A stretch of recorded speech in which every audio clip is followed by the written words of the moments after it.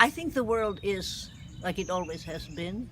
I believe that a snail, a philodendron, and the blade of grass have all the same right of existence.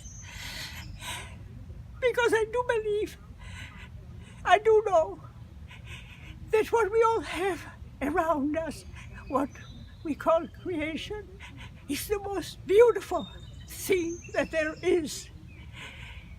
And I've had that experience when I was a child. And you know, every single living being and us have in common 62% of the same genetic material. So we need to be friends, lovers of everything there is. And right now, somehow, in our little way, even by saving an ant at times, we can do something to make the world a better place. We don't have to be heroes. We just need to be aware of what is going on and the fact that everything is part of everything. In my autobiography, I started writing a diary when I was 9 years old, in which I wrote that I'm writing this today because I want to remember when I'm older who I was. I was raised on a farm. There were no other children. You know, there was no electricity, there was no heat. It was a big convent, and you can find all this information on YouTube, on the internet. And I'm a strange person, but what can I say? I am who I am, and I really try to understand people and how the world works. When I was 5 or 6 years old, my mother was German. There was a big vineyard. The farm was really the villa of Pope Urban VIII. And there was a big gate in the front, which was also on the internet.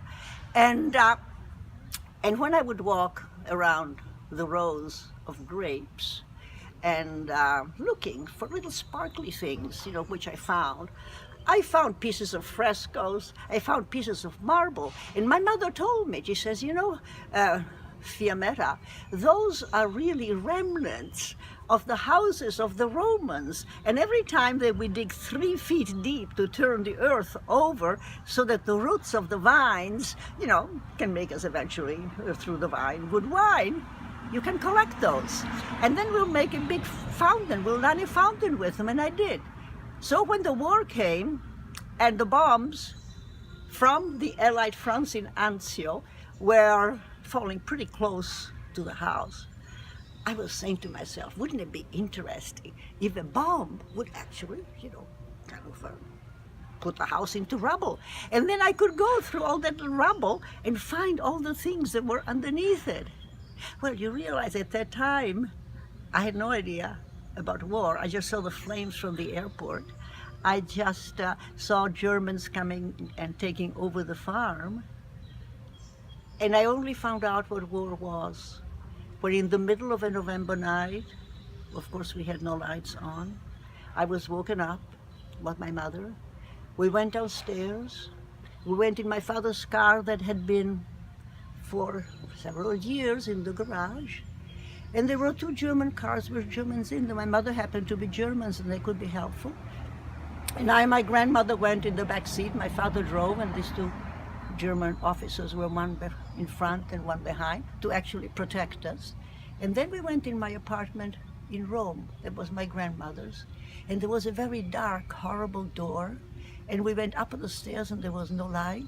And there was another door with 3 locks. And there was my kitchen table on which I was born with a teeny-bitty light, because it was inside, you know, houses and apartments. You couldn't see it from the outside. And there was a mousetrap sitting in the middle of the table. And I realized at that moment that I was that mouse. And somehow, for the next 5 months, I would cry at night, stuff my mouth with my sheets so that nobody would hear me cry. I had depersonalized because I could no longer live in that environment except by going to the zoo, where I understood the animals and they understood me. Rome had been declared open city.